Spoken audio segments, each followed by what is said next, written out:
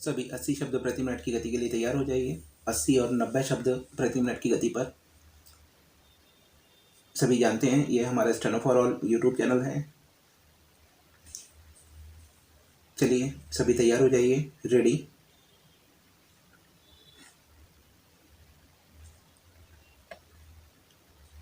आज भारत पर एक साथ एक ही समय अलग अलग क्षेत्रों में अनेक आक्रमण किए जा रहे हैं।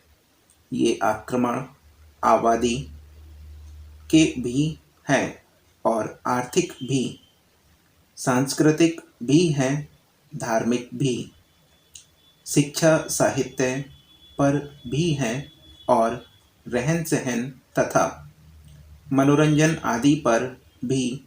इन आक्रमणों में कुछ परोक्ष हैं तो कुछ प्रत्यक्ष। कुछ आक्रमणों से केवल सरकार अवगत है और केवल कुछ का आम आदमी को भी पता है।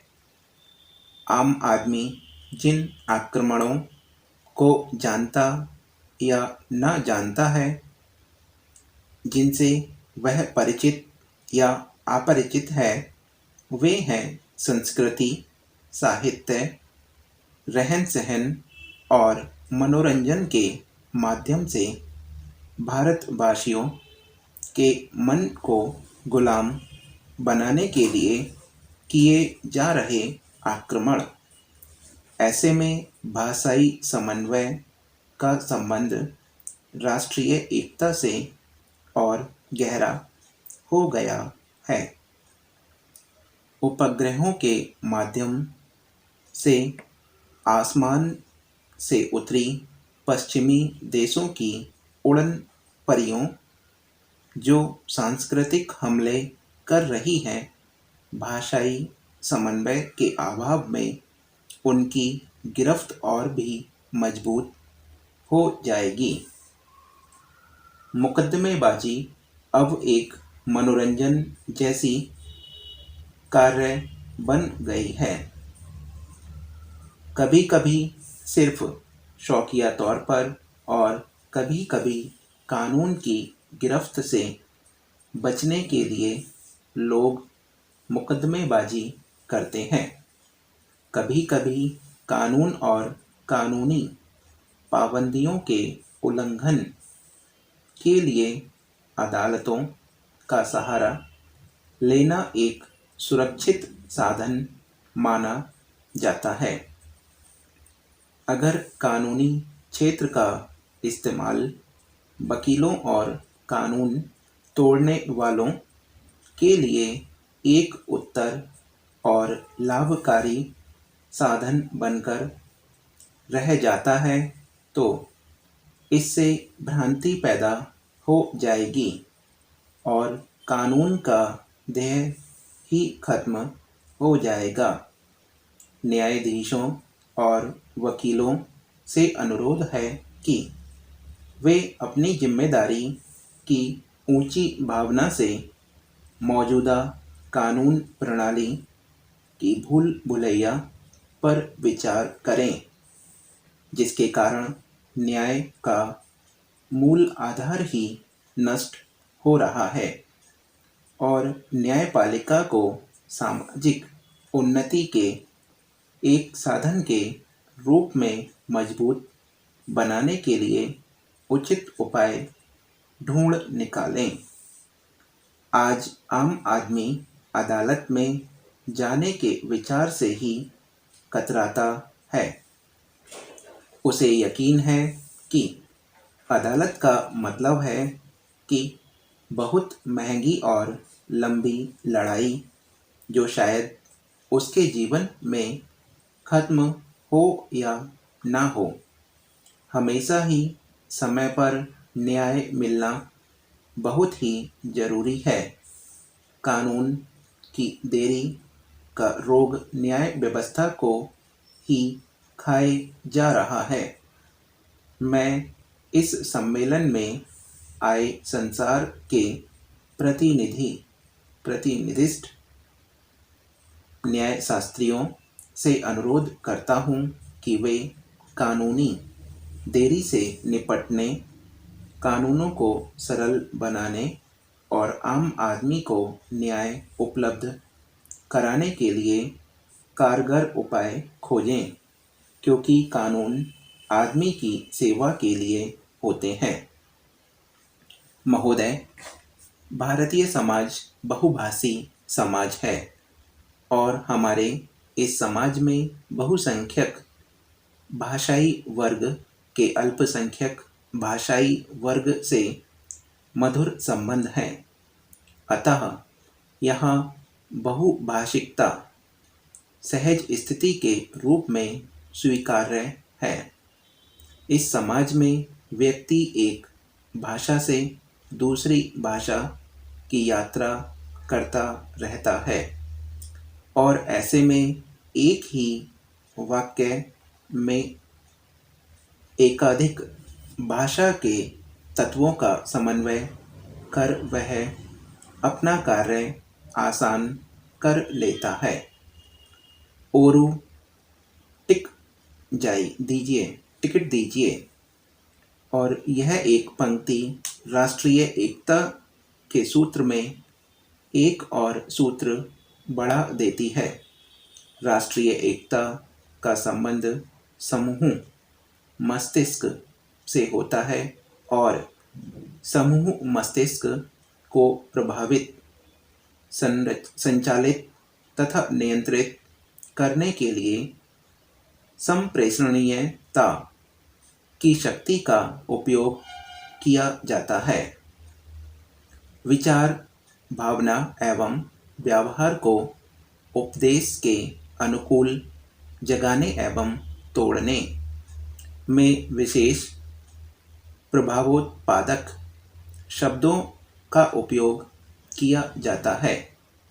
विज्ञापनों की भाषा, चुनावों की भाषा, क्रांति की भाषा, आंदोलन की भाषा आदि वाक्यांश भाषा की इसी शक्ति की ओर संकेत करते हैं और यह शक्ति राष्ट्रीय एकता को पुष्ट करने में सर्वाधिक कारगर होती है, हुई भी है।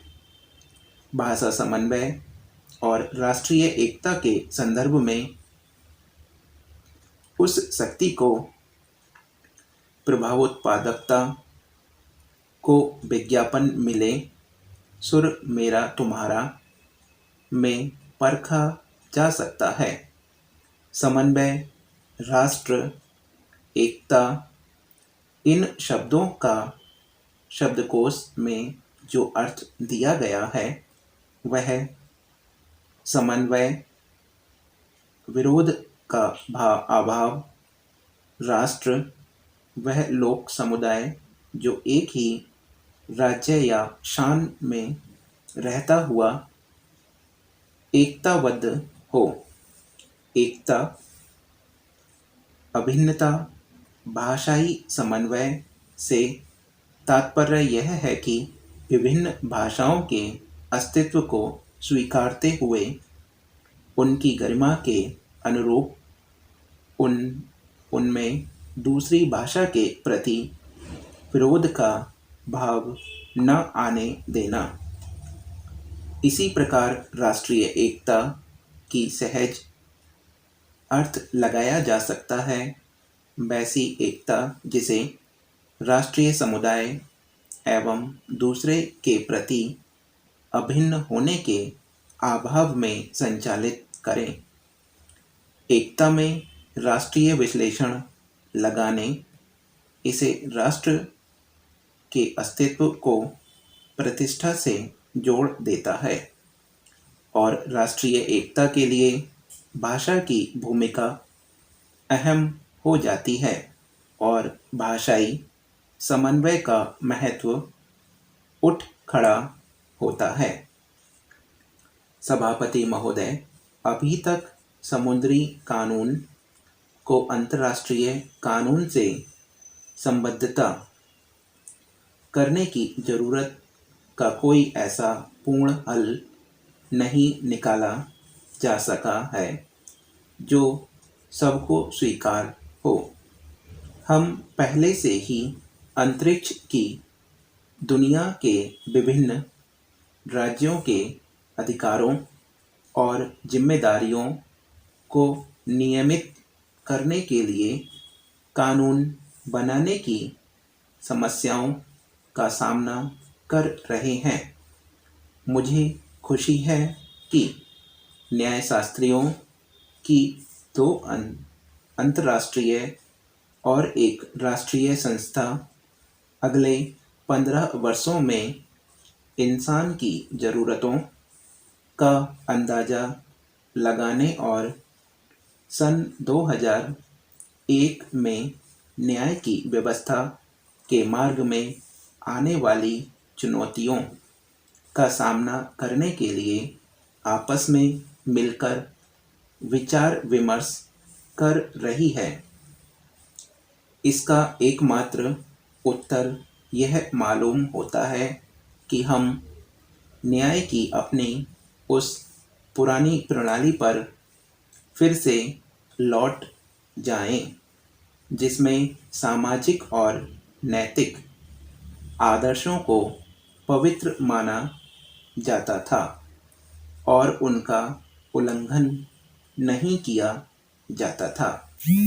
हर आदमी इन कानूनों का पालन करना अपना एक धार्मिक कर्तव्य मानता था।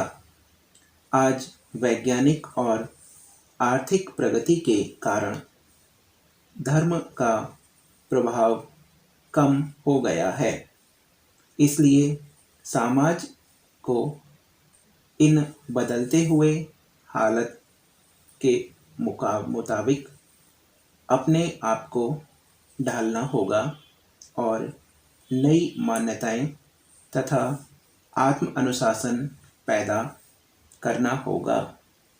लोगों को समाज के प्रति अपने कर्तव्यों का ज्ञान कराया जाना चाहिए ताकि न्याय प्रणाली पर से गैर जरूरी भार को कम किया जा सके और व्यक्ति स्वयं भी उसमें भागीदार बने, जैसा कि प्राचीन धर्म अर्थात नैतिक बल के जरिए होता है।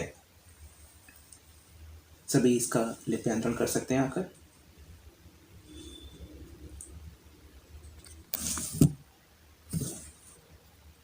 सभी 80 शब्द प्रति